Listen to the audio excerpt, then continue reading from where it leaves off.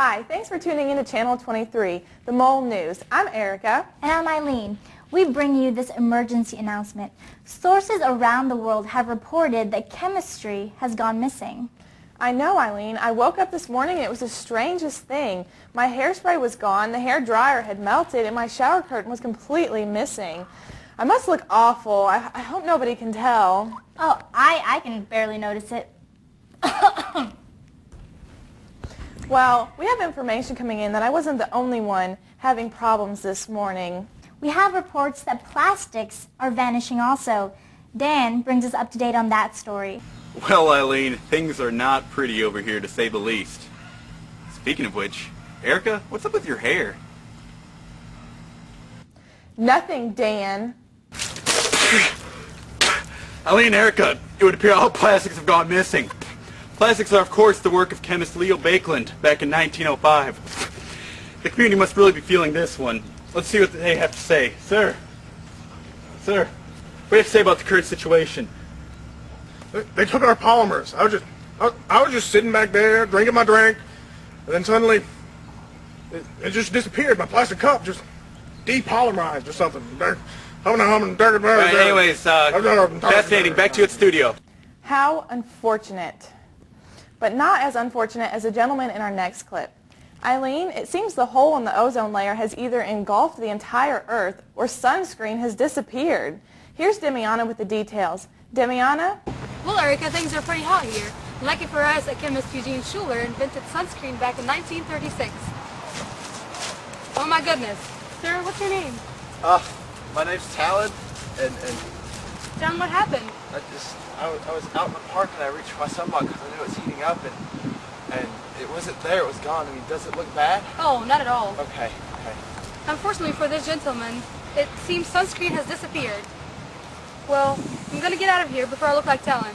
Oh, and before I go, Erica, I found a very good hair. Anyway, thanks for that excellent story, Demiana, and I hope Talon recovers from his first-degree burns soon. Our next emergency broadcast is coming in from the Cookeville ghetto that is currently experiencing torrential rainfall. Dan is covering the disappearance of synthetics. Let's see how the citizens are coping with the loss. Well, Eileen and Erica, it's pretty humid out here, to say the least. I don't think we have to worry about getting sunburnt like Talon did earlier. Now, with synthetics disappearing, it's pretty catastrophic, but I wouldn't say it's nearly as catastrophic as Erica's hair. Now, synthetic materials are the work of Wallace Crothers. He created the first synthetic, which was nylon, back on February 28, 1935. Since then, synthetics have been huge in the market. My hair catastrophe is not the worst consequence of the disappearance of chemistry. College students everywhere are suffering. Our younger generation does not have what it needs. Here's Demiana with the complete report. Erica, I never fully appreciated Percy Spencer's invention of the microwave over back in 1945 until now. What you're looking at are the effects of the disappearance of microwaves on a college student. College students are remarkable for what seems like a dependence on ramen noodles. I'm so hungry. Now that this particular student has no means of preparing the noodles, it would seem she's slowly losing more and more energy. We'll try to make her a peanut butter and jelly sandwich before it's too late. Back to you. Thanks, Demiana. You know, come to think of it, with all of the plastics and synthetics disappearing, it's amazing that we're still able to broadcast this news program. You know, Eileen, chemistry is more than lab coats, a periodic table, and hair products. It's crucial to our everyday lives. Without centuries of scientific experiment and the hard work of chemists past and present, the conveniences we have today and take for granted wouldn't be here at all. But, you know, it really doesn't take a lab coat or a doctorate to be a chemist. Anyone can be a chemist.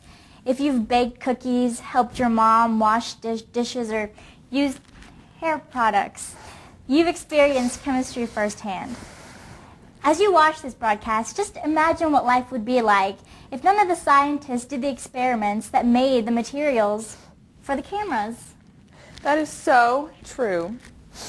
Even the materials that went into making the microphones and the speakers were made by chemists. Imagine what life would be like without sound.